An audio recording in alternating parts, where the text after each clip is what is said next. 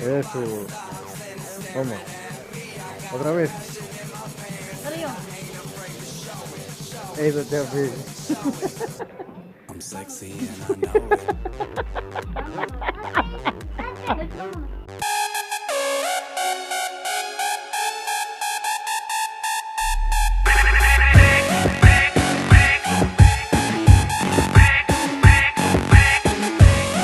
Amigos, bienvenidos al Conocimiento Prohibido. Bueno, este es un programa que hicimos de campo allá en el museo de Turín, el segundo más grande en cuanto a lo relacionado de Egipto. Así que una de las cosas que más me impresionaron a mí, sinceramente, fue la cultura muy extraña de Egipto. Creo que ir a Turín es una de las cosas que más se aproxima a ese mundo antiguo, al mundo de Egipto, al mundo incomprensible, al mundo fuera del tiempo. Yo creo que una de las cosas de los UPAT más grandes que hay, de los objetos fuera del tiempo, son las mismas pirámides. Es la misma cultura egipcia que sabía tanto y desaparece. Porque convencido estoy, después de muchas cosas que vamos a ver ahora, que los egipcios, al menos los que están ahora, sus antepasados, no fueron los verdaderos elaboradores de las pirámides de Egipto. Y esto lo único que me permite reflexionar que cuando está la grandeza en su apogeo, una civilización, es que desaparece. Aquí vemos distintas morfologías de aquellos dioses que descendían de los cielos. Ahí podemos ver con cabezas de pájaro, Horus, así como ahora conocemos también los aviares azules. Probablemente este era un aviar azul.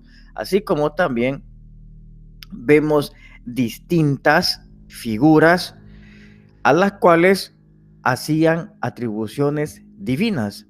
Unas de las cosas que me llamaba la atención sería los obeliscos, como vamos a ver a continuación.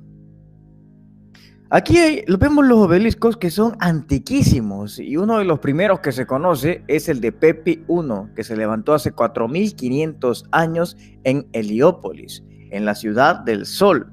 Se creía en aquel entonces que se le rendía tributo al dios Ra, pero después de muchas preguntas e interrogantes que tenía con este grupo W56, que son los que sugirieron ir ahí, los obeliscos serían canalizadores de la energía libre o la energía 2.0. Estos estarían colocados básicamente en los puntos con más energía, más concentración de energía de la Tierra. Nosotros, así como en nuestro planeta, también tenemos puntos energéticos. Ustedes se recordarán la acupuntura. La acupuntura es aquel arte médico en donde los orientales te colocan agujas en puntos claves. Eso es lo que serían los obeliscos en la Tierra. Eran colocados en puntos claves. Ahora están frente al libro de los muertos, como se le conoce. Este libro, la verdad que tiene mucho. Es más, yo me atrevo a decir que este libro, la verdad que lo que nos han dicho de lo que se trata es una mínima parte. Tiene una extensión de casi 18 metros. Actualmente se conocen 192 capítulos, pero escuchen amigos, es que es impresionante estar frente a este libro. Vean, 18 metros tiene de largo. ¿Te imaginas el tiempo que se demoró en ir haciendo todo este papiro? Todos ellos constan con una extensión desigual y no existe un solo papiro que comprenda a todos. Entonces, estos, por ejemplo, se divide de una forma que es la siguiente: del capítulo 1 al 16, la salida, el salir al día, la oración, la marcha hacia la necrópolis, es decir, el momento en que vos morís y todos los rezos que se hacen. Del capítulo 17 al 63, salir al día, la regeneración, el triunfo y la alegría, la impotencia de los enemigos poder sobre los elementales. Eso es lo que te explica del capítulo 17 al 63. Luego, del capítulo 64 al 129, salir al día, la transfiguración, poder manifestarse bajo diversas formas, utilizar la barca solar y conocer algunos misterios, el regreso a la tumba, el juicio ante el tribunal de Osiris. Ya vamos a especificar cada una de estas cosas. Capítulo del 130 al 162. Los textos de glorificación del muerto que se deben leer a lo largo del año en determinados días festivos para el culto funerario, el servicio de las ofrendas, preservación de las momias por los amuletos, unas momias que vamos a ver a continuación. Capítulo del 163 al 190. Es uno completamente que te narra unas fórmulas que te harán elevarte hasta donde se encontraría Osiris. Y el capítulo, uno de los más importantes, que es, dentro de este libro, se llama La fórmula para entrar en la sala de los Mat. Mat es el símbolo de la verdad, la justicia y la armonía cósmica. También era representada como diosa, la hija de Ra en la mitología egipcia, en el cual el difunto se presenta ante el tribunal de Osiris, que es el acontecimiento más importante y trascendental para el difunto. Dentro del conjunto de creencias de la mitología egipcia, al objeto que se pese su corazón, conciencia y moralidad, y superada la prueba puede continuar su camino en el mundo de los muertos, la Duat, hasta alcanzar los fértiles campos de Aru. Al final del juicio, Osiris dictaba la sentencia. Si este era afirmativa, su Ka, es decir, su fuerza vital, un componente del espíritu humano, porque el espíritu tiene muchos componentes. Nosotros solo mencionamos el espíritu, pero realmente tiene sus componentes, como también el alma tiene sus componentes, un componente genético, cósmico, divino y otros más. Todos somos compuestos. Entonces, siguiendo con esto, la fuerza anímica y Subá, esto es lo que se le iba devolviendo, Subá, que es una fuerza anímica, componente de la parte espiritual del hombre y la fuerza animada de cada ser fallecido. La personalidad espiritual manifestada una vez acaecida la muerte. Podía ir a encontrarse con la momia, conformar el Aj. Al principio fue la inalterabilidad, unificación de Ka y Ba, los otros componentes del espíritu que creaba la unión tras la muerte del cuerpo físico. En este sentido, era como una especie de fantasma. Más tarde pasó a ser parte del Aj, el conjunto de Aj de otras personas, dioses o animales, y vivir eternamente en los campos de Aru. Pero si el verídico era negativo, es decir, si lo que te decían, no, vos te portaste mal, bailaste demasiado perreo intenso y te vas a ir al infierno, si le decían así, decía que simbolizaba su LB o ID, mejor dicho, simbolizaba por el corazón. Era considerado una de las partes espirituales más importantes del ser humano. Era arrojada al Amit, la devoradora de los muertos, un ser con cabeza de cocodrilo, melena, torso y brazo de león y piernas de hipopótamo, que acababa con él. Esto se denominaba la segunda muerte y suponía para el difunto el final de su condición de inmortal. Aquella persona dejaba de existir para la historia de Egipto. Quiero decirles de que en mi último encuentro que tuve la semana pasada, allá en el norte de Italia, fíjense que estuve en un rito de iniciación. Se trataron de 15 días cada uno, aproximadamente, más o menos así. El primero fue cuando llegué, y como voy a relatar más, incluso tuve que usar lentes porque todo lo que pasé en ese momento me cegó por unos momentos y la luz normal me afectaba demasiado.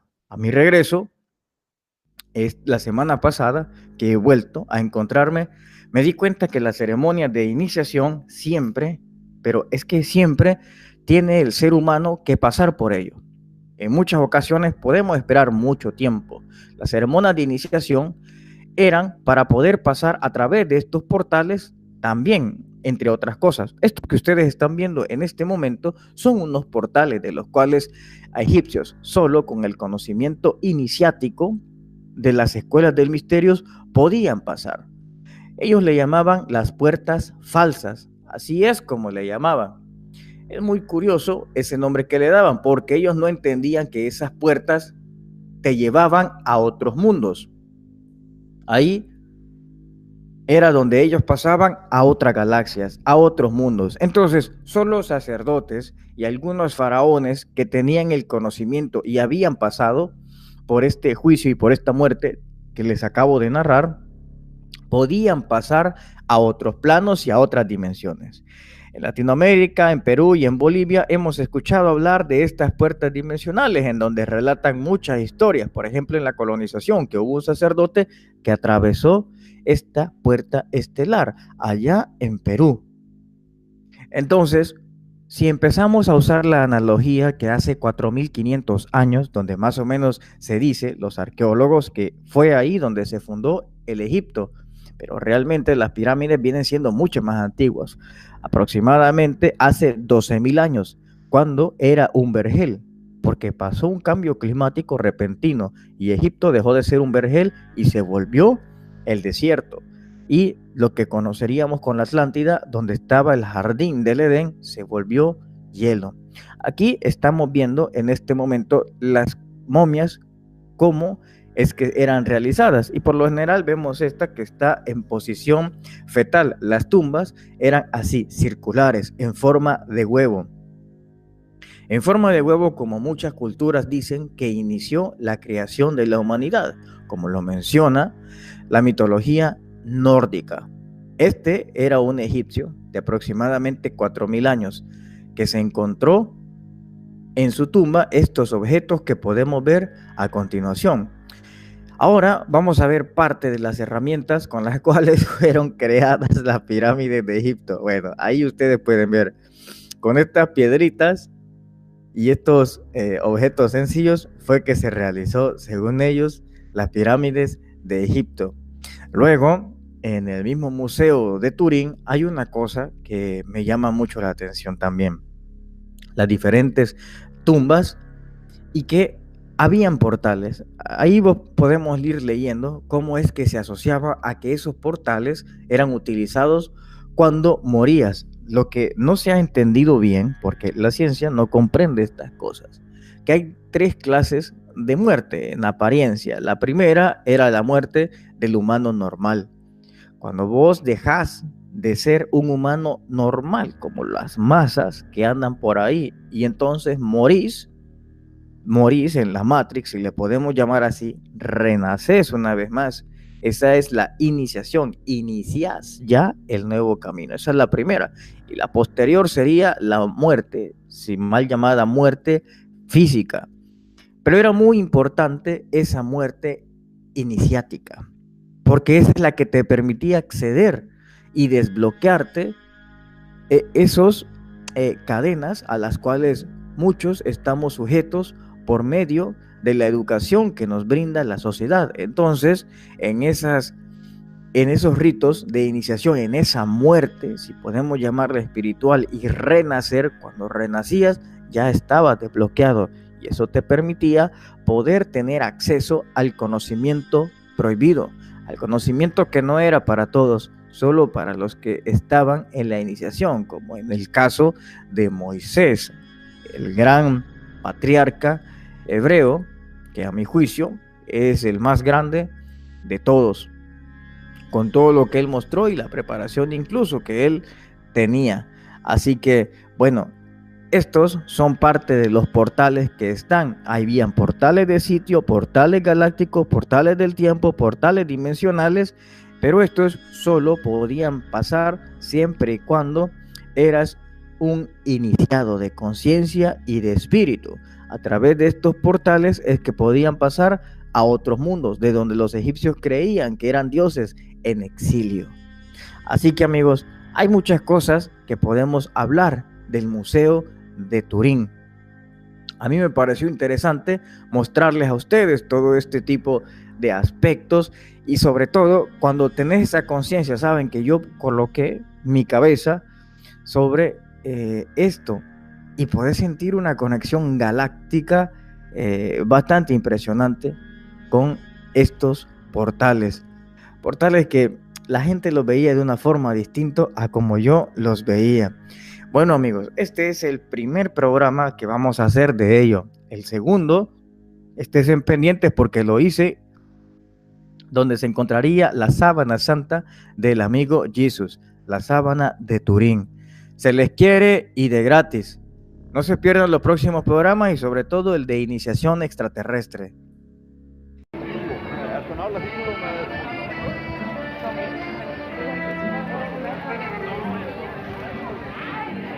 Bueno, amigos, aquí estamos en Dinamarca, en Copenhague, que es la capital.